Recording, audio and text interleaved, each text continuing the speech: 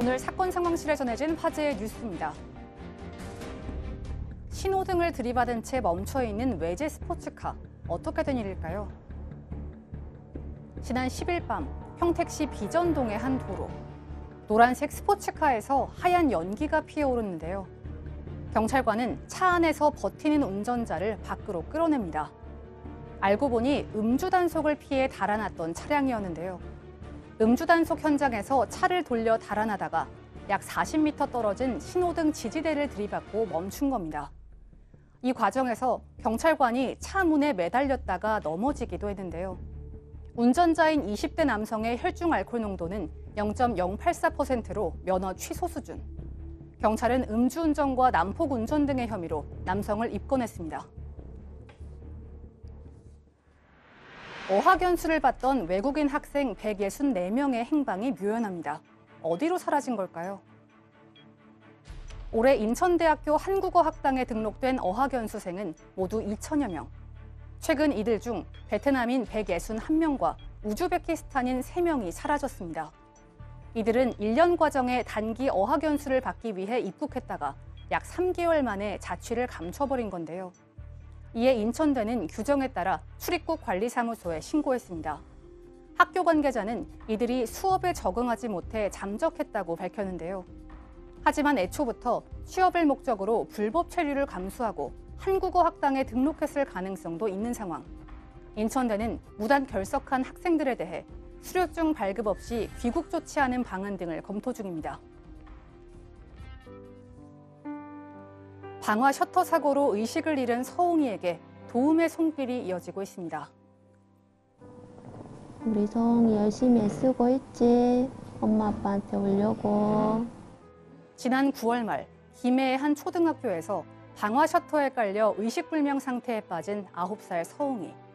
하루에도 몇 번씩 온몸이 뻣뻣해진다는 강직 현상 때문에 항상 누군가가 곁에 있어줘야 하는데요.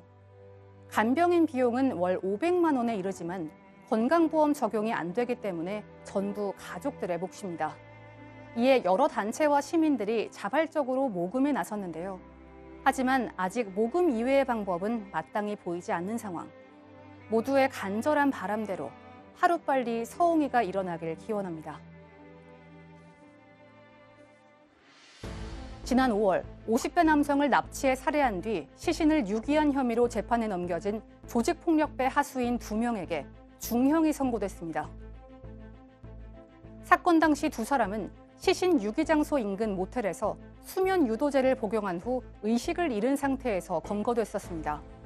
결국 강도살인, 사체유기, 공동감금 등의 혐의로 재판에 넘겨진 두 사람에게 각각 징역 12년과 징역 5년이 선고됐습니다. 이들은 재판 과정에서 우발적인 범행을 주장하며 선처를 호소했지만 재판부는 받아들이지 않았습니다. 다만 재판부는 이들에게 직접적인 살해 의도가 없었다고 보고 강도살인 혐의에 대해 무죄로 판단하고 대신 상해치사 혐의는 유죄로 인정했습니다. 이 사건은 강도살인 혐의는 무죄가 됐고요. 상해치사는 지금 유죄가 나왔다고 하는데 그 이유가 뭔가요? 일단 강도살인이 되려면 무언가 재산상 이득을 취득할 목적으로 사람을 살해한 경우에 이제 성립하는 범죄겠죠. 그러면 제일 중요한 게 살해의 고의가 있느냐 부분인데 일단 재판부도 이 두 사람이 공모해서 돈을 갈취하려는 생각은 있었다라는 부분은 인정을 했습니다. 다만 이제 범행 당일날 주범인 조 씨가 피해자로부터 다음 날 10억 원을 주겠다라는 구두약정을 받아냈는데 그 구두약정을 받으면 보통 어떻게 할까요?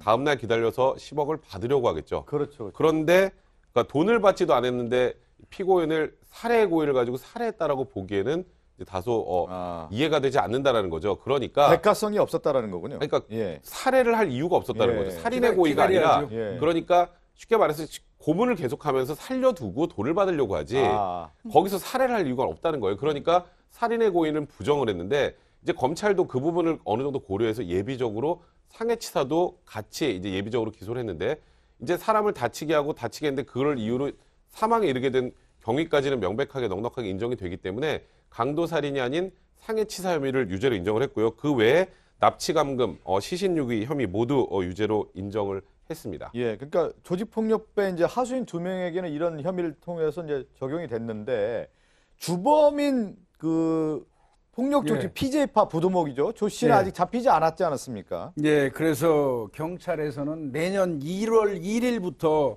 신상 정보에 대해서 공개 수배를 하겠다는데 이걸 왜 뭐 내년 1월 1일까지 저는 미루는지 개인적으로는 모르겠습니다만은 그래서 뭐 오히려 내년 1월 1일 그 신상 공개 수배하겠다 이렇게 해버리면 그 사이에 뭐 혹시 뭐 미랑이라든지 해외로 빠져나가면 어떡하냐 하는 일각의 관측도 있거든요. 그리고 현재 이 징역형 받은 이 하수인 2명도요 지속해서 과실치사를 주장한답니다. 그래서 조 씨 행방에 대해서는 일체 얘기 안 하고요. 그런데 이 조 씨 같은 경우는 과거에도 이런 그 똑같은 유형의 범죄를 저지르고 한 5달 동안 도피 행각을 한 적이 있어요. 그런 경험이 있기 때문에 지금 미랑이라든지 이런 거에도 경찰이 아마 대비를 해야 될 것 같습니다. 결국은 이제 주범을 잡아야 되는 건데 아직 주범이 잡히지 않은 상황이고요. 또 한국어를 배우겠다면서 인천대학으로 이제 어학연수로 온 그 학생들이라고 해야 되나요? 그 무더기로 이제 자취를 감췄는데 불법 취업의 가능성에 무게를 두고 좀 조사를 하고 있다고요? 네.